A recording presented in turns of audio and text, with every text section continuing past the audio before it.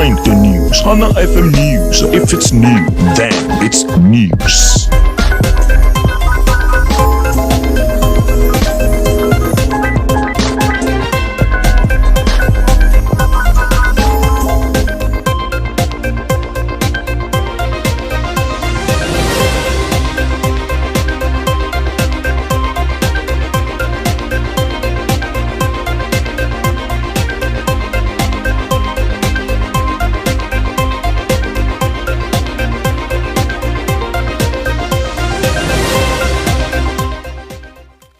Good afternoon to you and welcome to the World News on Honor 103.5 FM.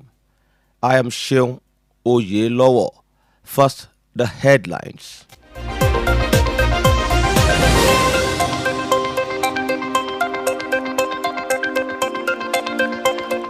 PDP, Labour Party and others to form alliance to challenge APC in 2027.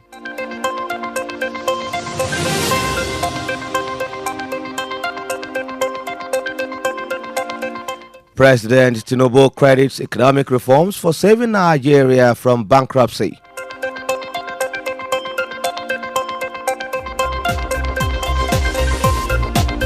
House of Representatives approves new value-added tax sharing formula.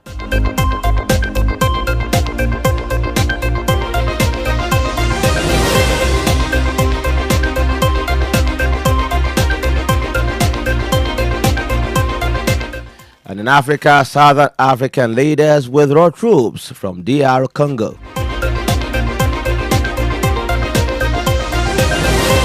On the foreign scene, United Nations accuses Israel of sexual violence and genocide.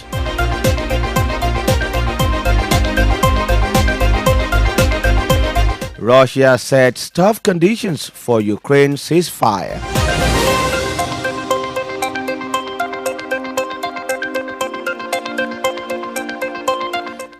And in business, Naira for Crude Policy Committee meets to assess level of progress.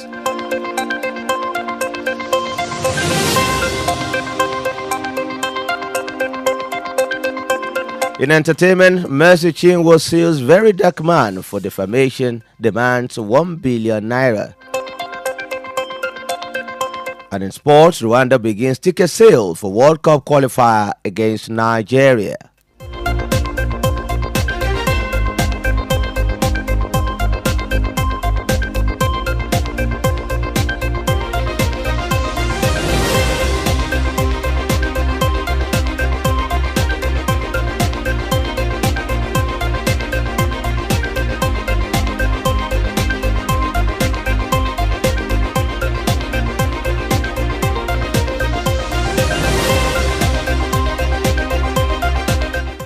Now the news in details.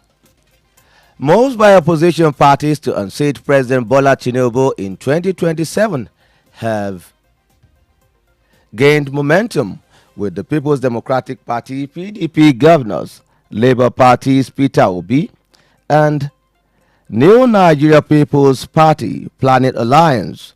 This development was confirmed by Bauchi State Governor Bala Mohammed after a closed-door meeting with Obi at the Bauchi State Government House. According to Governor Mohammed, he is ready to work with Obi to provide purposeful leadership for the country. The meeting comes on the heels of former Kaduna State Governor Nasir El-Rufai's vow to mobilize opposition figures to unseat President Bola Tinubu in 2027. El-Rufai made this statement after switching to the Social Democratic Party (SDP) from the All Progressives Congress (APC). The planned alliance is seen as a significant move to challenge the APC's dominance. With several key players coming together, the opposition is poised to give President Bola Tinubu a run for his money in the 2027 general elections.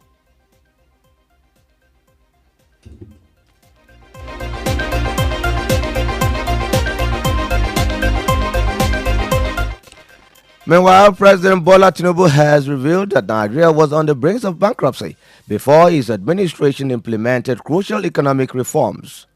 Receiving a delegation of former National Assembly colleagues at the State House in Abuja, The president explained that the country's economic woes were exacerbated by decades of fuel subsidies that benefited not only Nigerians but also neighboring countries.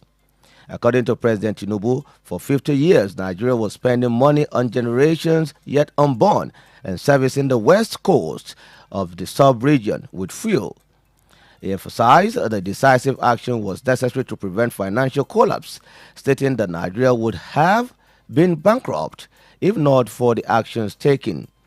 The president commended Nigerians for supporting implementation of the reforms, which have helped stabilize the exchange rate and lower food prices, especially during this Ramadan period.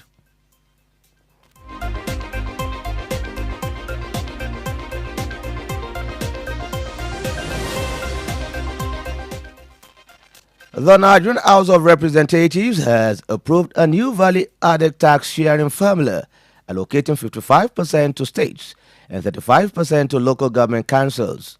This decision follows the adoption of a report by the House Committee on Finance on the four tax bills transmitted to the National Assembly by President Bola Tinubu in October 2024.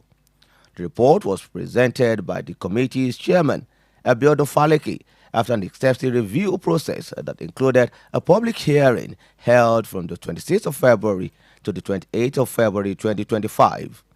The committee made 19 key recommendations under the Nigerian Tax Administration Bill, including a revised VAT distribution framework that had been a contentious issue between states and the presidency. The new VAT sharing formula is a significant development in Nigeria's tax reform efforts. The revised formula is expected to benefit states and local government areas which have been advocating for a larger share of the VAT revenue.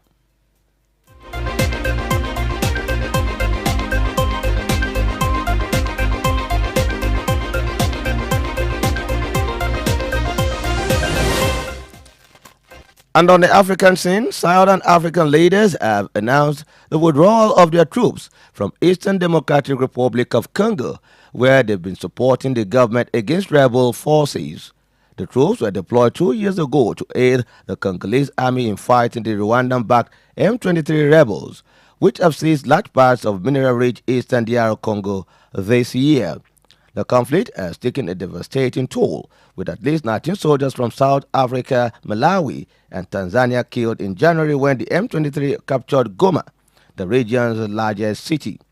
Thousands of civilians have been killed and hundreds of thousands left without shelter.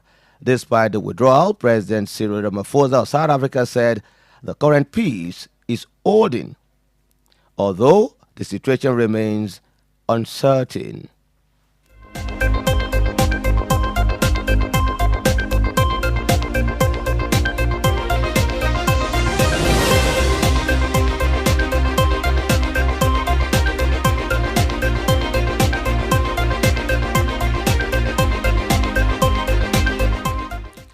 And on the foreign scene, United Nations experts have accused Israel of increasingly using sexual and gender-based violence against Palestinians and carrying out genocidal acts through the systemic destruction of mineral, maternal, and reproductive health care facilities in Gaza. A report commissioned by United Nations Human Rights Council documents alleged violence and violation, including rapes, in Gaza and the occupied West Bank since Hamas' 7th of October 2023 attack on Israel, which triggered the Gaza war. The report alleges that Israel forces intentionally attacked maternity wards in Gaza and embryos of a fertility clinic, which could indicate a strategy to prevent births among a particular group, one of the legal definitions of genocide. Israel has categorically rejected the allegations, with Prime Minister Benjamin Netanyahu calling the Human Rights Council an anti-Semitic and Semitism-rotting terrorist organization supporting irrelevant body. He accused the council of attacking Israel with false accusations instead of focusing on war crimes committed by Hamas.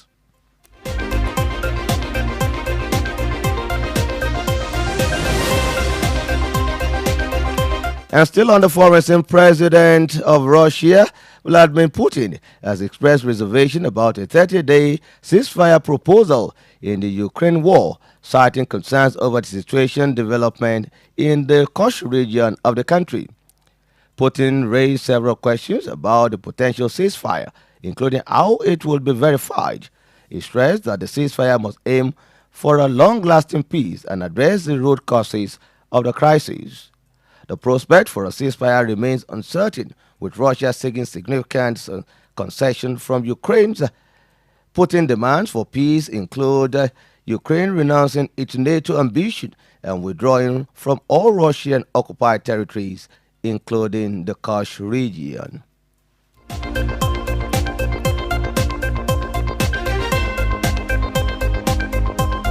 And in business, a senior government official has revealed that the technical subcommittee on the Naira for Crude Policy met on Thursday at the Ministry of Finance headquarters in Abuja.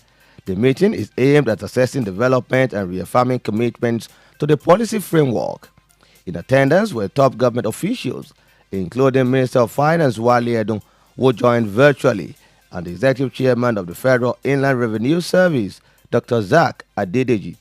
Other key stakeholders present at the meeting included the Chief Financial Officer of the Nigerian National Petroleum Company, NNPCL, the Executive Commissioner of the Nigerian Midstream and Downstream Petroleum Regulation Authority, and the representatives from various government agencies and private sector companies. According to the sources, the NPCL presented a crude delivery report detailing the volume of crude oil allocated for domestic refining under the policy. The Naira for Crude policy aims to improve Nigeria's energy landscape by selling crude oil to local refineries in exchange for Naira.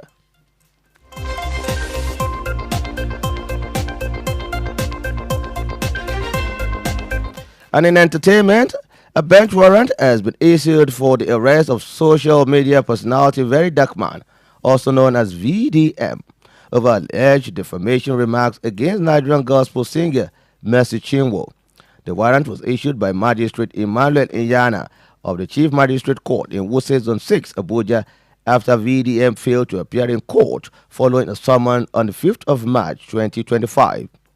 VDM's lawyer, Deji Adeyoju, confirmed the development on national television.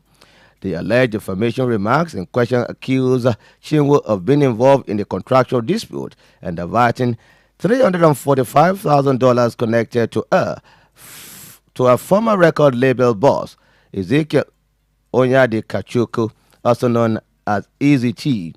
Chinwo has provided documentation including emails and payment receipts to refute VDM's accusations, which a solicitor argued violates the Cybercrime Act 2015 and the Penal Code. The singer is seeking 1 billion naira in damages and a public apology from VDM.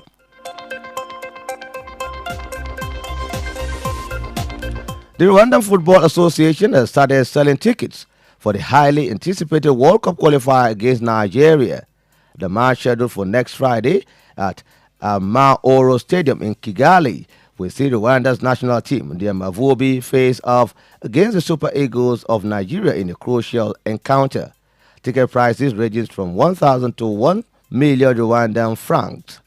Rwanda is currently leading their group and will be looking to strengthen their qualification hopes with a victory over the three-time African champions, Super Eagles of Nigeria. The Amavubi are eyeing another scalp in their bid to qualify for the 2026 FIFA World Cup. Football fans in Rwanda are eagerly awaiting the match, and ticket sales are expected to be very high. The Amavubi will be counting on home support to propel them to victory against the Super Eagles of Nigeria.